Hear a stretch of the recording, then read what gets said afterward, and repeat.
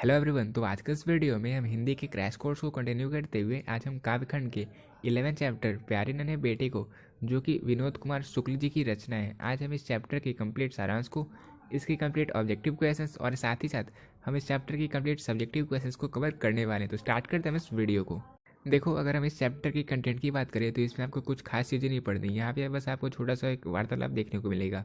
जो हमारे कवि हैं विनोद कुमार शुक्ल जी, ये अपनी बिटिया से ये प्रश्न पूछते हैं कि बताओ कहाँ कहाँ लोहा है। तो आसपास में जहाँ भी उसे लोहा दिखता है वो बताती है कि यहाँ यहाँ पे लोहा है। फिर इसके बाद जो कवि की पत्नी है, कवि की जो पत्नी है, वो उनको जहाँ जहाँ लोहा दिखता है वो बताती है कि यहाँ यहाँ पे लोहा है। फिर जो कवि होते हैं वो बताते हैं कि जो लोहा होता है वो कर्म का प्रतीक होता है। ठीक है, तो छोटा सा सारांश है, हम इसे अच्छे से कवर कर लेंगे। देखो, सबसे पहले विनोद कुमार शुक्ल समकालीन कवि हैं। तो जो विनोद कुमार शुक्ल जी हैं, इनका जन्म हुआ था जनवरी 1937 में। तो ये जो है वो समकालीन कवि थे। विनोद कुमार शुक्ल की कविता प्यारे नन्हे बेटे को वार्तालाप शैली में लिखी गई है। तो जैसा कि मैंने आपको अभी बताया कि इस चैप्टर में हम बस वार्तालाप को देखने वाले हैं, जहाँ पे जो विनोद कुमार शुक्ल जी हैं ये अपनी बिटिया से ये वार्तालाप करते हैं, ये प्रश्न पूछते हैं कि बताओ आसपास में कहाँ कहाँ लोहा है। तो ये वार्तालाप शैली में लिखी गई है। इस कविता में कवि कहते हैं कि जो लोहा होता है वो कर्म का प्रतीक है। तो ये सारी बातें मैंने आपको पहले ही बता दी। इसे हर वस्तु में तराशना होगा।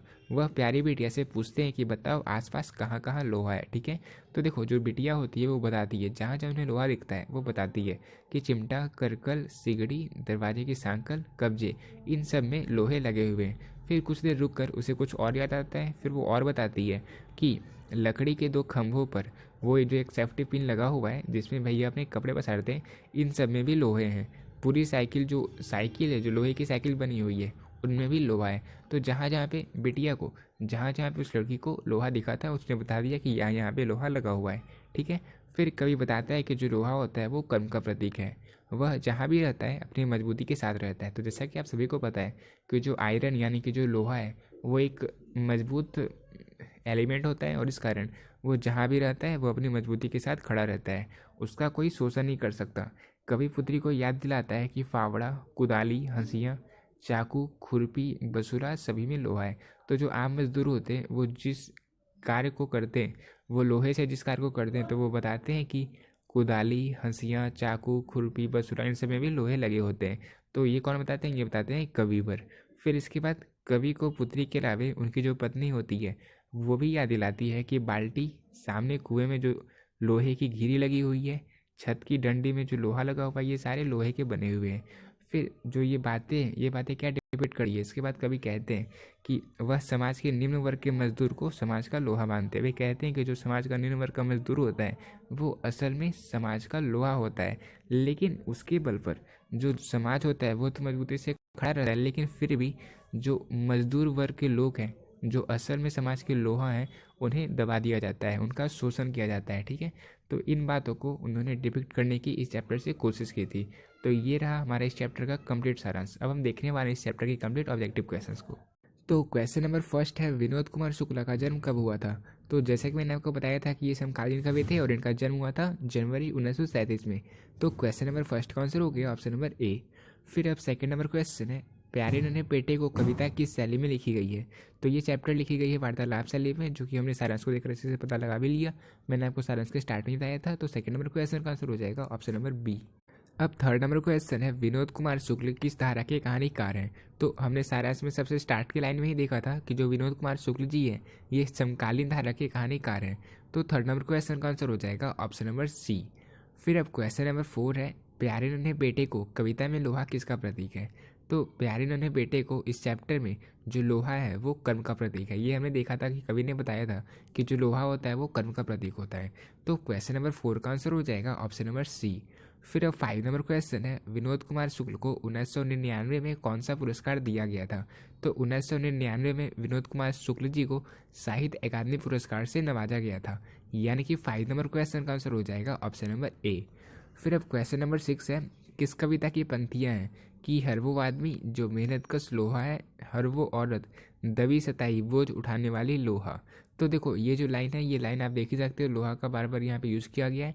तो ये जो लाइन है ये लिया गया है चैप्टर प्यारे नन्हे बेटे को से। तो 6 नंबर क्वेश्चन का आंसर हो जाएगा ऑप्शन नंबर बी। फिर अब क्वेश्चन नंबर 7 है, प्यारे नन्हे बेटे को की कविता किस संग्रह से ली गई है? तो प्यारे नन्हे बेटे को ये जो कविता है ये किस काव्य संग्रह से ली गई है, किस पुस्तक से ली गई है? तो ये ली गई है, वह आदमी नया गर्म कोट पहनकर चला गया विचार की तरह। ये जो एक पुस्तक था इससे लिया गया था, इस संग्रह से लिया गया था। कौन सा चैप्टर? प्यारे नन्हे बेटे को। किससे लिया गया था? वह आदमी नया गर्म कोट पहनकर चला गया विचार की तरह से। ठीक है, तो 7 नंबर क्वेश्चन का आंसर हो जाएगा ऑप्शन नंबर ए। फिर अब 8 नंबर क्वेश्चन है, कवि विनोद कुमार शुक्ल के कविता संग्रह का नाम बताएं। तो विनोद कुमार शुक्ल के कविता संग्रह इनमें से कौन से हैं?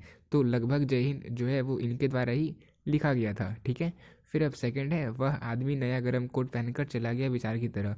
तो इसी से तो हमारा ये चैप्टर बना था, तो इसका ये भी लिखा गया है। फिर अब question number option number C है, सब कुछ होना बचा रहेगा। तो ये जो है ये भी इन्हीं की रचना है, तो इसलिए 8 नंबर क्वेश्चन का आंसर हो जाएगा ऑप्शन नंबर डी। ठीक है, और इनका जो सबसे पहला काव्य संग्रह था, इनका जो पहला कविता संग्रह था वो था लगभग जय हिंद, जो कि आपको ऑप्शन नंबर ए में दिख रहा है। तो 8 नंबर क्वेश्चन का आंसर हो गया ऑप्शन नंबर डी। फिर अब 9 नंबर क्वेश्चन है, कवि विनोद कुमार शुक्ल को कौन सा सम्मान मिला था? तो हमने देखा था कि इनको साहित्य अकादमी पुरस्कार मिला ही मिला था 1999 में। इसके अलावा इन्हें रघुवीर सहाय स्मृति पुरस्कार 1992 में और दयावती मोदी कवि शेखर सम्मान 1997 में दिया गया था। तो 9 नंबर का आंसर हो जाएगा ऑप्शन नंबर डी, यानी कि इनमें से उपयुक्त सभी पुरस्कार मिले हुए हैं, that is option number D. फिर अब 10 नंबर क्वेश्चन है, विनोद कुमार शुक्ल का पहला कविता संग्रह कौन सा है? तो अभी मैंने आपको क्वेश्चन नंबर 8 में ही बताया था कि लगभग जय हिंद जो है वो इनकी पहली रचना थी, वो इनका पहला कविता संग्रह था। ठीक है, तो इसका आंसर हो जाएगा लगभग जय हिंद। फिर अब 11 नंबर क्वेश्चन है, विनोद कुमार शुक्ल विश्वविद्यालय में एसोसिएट प्रोफेसर रहे हैं। तो विनोद कुमार शुक्ल जी इंदिरा गांधी कृषि विश्वविद्यालय में एसोसिएट प्रोफेसर से रह चुके हैं, वहाँ पे इन्होंने एसोसिएट प्रोफेसर के रूप में कार्य किया था। तो 11 नंबर क्वेश्चन का आंसर हो जाएगा ऑप्शन नंबर सी। फिर अब क्वेश्चन नंबर 12 है, दीवार में एक खिड़की रहती थी के रचनाकार हैं। तो दीवार में एक खिड़की रहती थी, इसकी रचना भी विनोद कुमार शुक्ल जी ने की है, यानी कि 12 नंबर क्वेश्चन का भी आंसर हो जाएगा ऑप्शन नंबर ए। फिर अब क्वेश्चन नंबर 13 है, प्यारे नन्हे बेटे को के रचयिता हैं। बहुत ही क्वेश्चन है, इसका आंसर हो जाएगा ऑप्शन नंबर सी, प्यारे नन्हे बेटे को के रचयिता विनोद कुमार शुक्ल जी हैं। फिर अब 14 नंबर क्वेश्चन है, कवि विनोद कुमार शुक्ल का जन्म कहाँ हुआ था? तो इनका जन्म हुआ था छत्तीसगढ़ में। कहाँ? राजनांदगांव में। ठीक है, तो 14 नंबर क्वेश्चन का आंसर हो गया ऑप्शन नंबर सी। तो अब हमने इस चैप्टर के कंप्लीट सारांश को और इसके कंप्लीट ऑब्जेक्टिव क्वेश्चंस को कवर कर लिया। अब हम कवर करने वाले इसके कंप्लीट सब्जेक्टिव क्वेश्चंस। तो एक बहुत ही छोटा सा और बहुत ही सिंपल सा क्वेश्चन है, बिटिया से क्या सवाल किया गया था? तो बिटिया से सवाल किया गया था कि बताओ आसपास कहाँ कहाँ लोहा है। तो इसे आप लोग एग्जाम में थोड़े अच्छे से आंसर करना। आप ये बताना कि प्यारे नन्हे बेटे को के चैप्टर से जो विनोद कुमार शुक्ल जी हैं उन्होंने अपनी बिटिया से ये प्रश्न किया था कि बताओ आसपास कहाँ कहाँ लोहा है। ठीक है, तो first number question. Second number question है, बिटिया कहाँ कहाँ लोहा पहचान पाती है? तो जहाँ जहाँ मैंने आपको जान सकते हो कि उसने बताया चिमटा, करछुल, सिगड़ी, सड़सी, दरवाजे की सांकल, कब्जे, इन सब में लोहे हैं। फिर इतना कहकर वह फिर बताती है, उससे कुछ याद आता है वो फिर से बताती है कि यह लोहा उस तार में भी है जिस पर भैया कपड़े सुखा रहे हैं, तथा सेफ्टी पिन में भी। फिर वो बोलती है कि साइकिल की धुरी में भी लोहा है। ठीक है, तो इन जगहों पर जो बिटिया होती है वो लोगों को पहचान पाती है। ठीक है, तो ये हो गया हमारा क्वेश्चन नंबर सेकेंड। अब हमारा थर्ड नंबर क्वेश्चन है, कवि लोहे की पहचान किस रूप में करवाते हैं?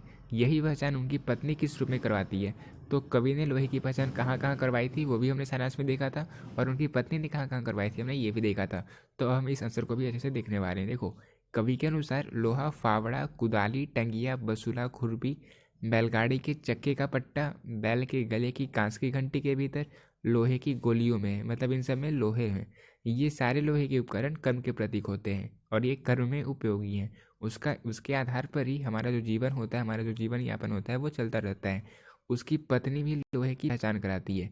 फिर उसके बाद उनकी जो पत्नी होती है वही बताती है कि कहाँ कहाँ पे लोहा है। वो कहती है कि उसके अनुसार बाल्टी, कुएं की लोहे की घीरी, चाकू और भिलाई, इन सब में भी लोहे लगे हुए हैं। तो बिटिया को जहाँ जहाँ लोहा नजर आया था उसने बताया कि यहाँ यहाँ लोहा है।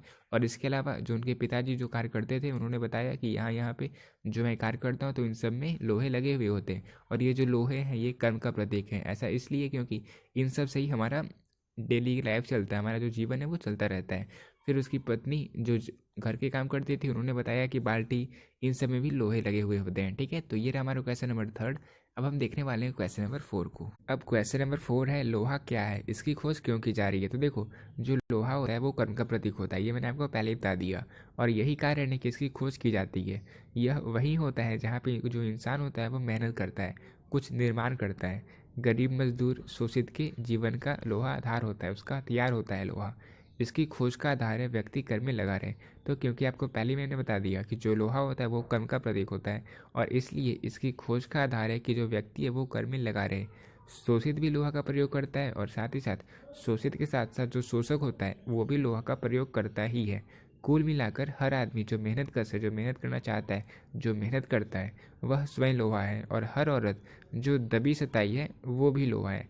तो इसके माध्यम से कबीर ने ये कह दिया कि जो लोहा होता है वो समाज का बैकबोन होता है, समाज उसी पे खड़ा होता है, लोहे पे। और जो निम्न वर्ग के मजदूर होते हैं, जो निम्न वर्ग के मजदूर होते हैं वे सभी लोहे का कार्य करते हैं, लेकिन फिर भी उनका शोषण किया जाता है। जबकि जो लोहा होता है वो मजबूत होता है और वो किसी का शोषण और उसका शोषण कोई नहीं कर पाता। लेकिन जो निम्न वर्ग के मजदूर होते हैं वो होते तो समाज के लोहा हैं, उन्हीं की मदद से जो समाज उनका शोषण किया जाता है, गरीब निम्न वर्ग के मजदूरों का। नंबर 4। अब हम देखने वाले हैं क्वेश्चन नंबर 5 को। 5 नंबर क्वेश्चन है, इस घटना से उस घटना तक यहाँ किन घटनाओं की चर्चा है। तो देखो, बेसिकली मैं आपको बता दूं, ये एक छोटा सा क्वेश्चन था।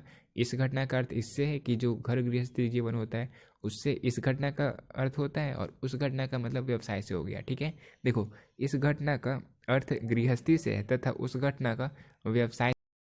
साथ ही जो लोहा होता है वो संघर्ष का भी प्रतीक है। छोटा सा क्वेश्चन था, इस घटना से उस घटना तक, यानी कि घर गृहस्थी से व्यवसाय तक। ठीक है, इजी क्वेश्चन था। 5 नंबर क्वेश्चन हमने क्लियर कर लिया। फिर अब इस चैप्टर के हम लास्ट क्वेश्चन को देखने वाले हैं। क्वेश्चन नंबर 6 है, अर्थ स्पष्ट करें। यानी कि ये जो क्वेश्चन है ये आपके एग्जाम में 4 मार्क्स का पूछा जाता है।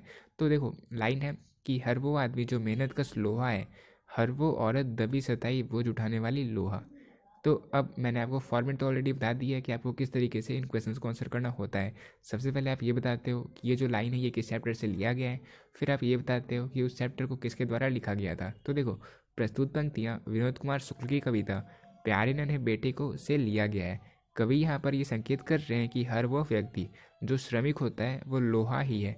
लोहा जो होता है वो श्रम का प्रतीक है, संघर्ष का प्रतीक है। अतः जो व्यक्ति मेहनत कश है, श्रमिक है, मजदूर है, वह ही लोहा है।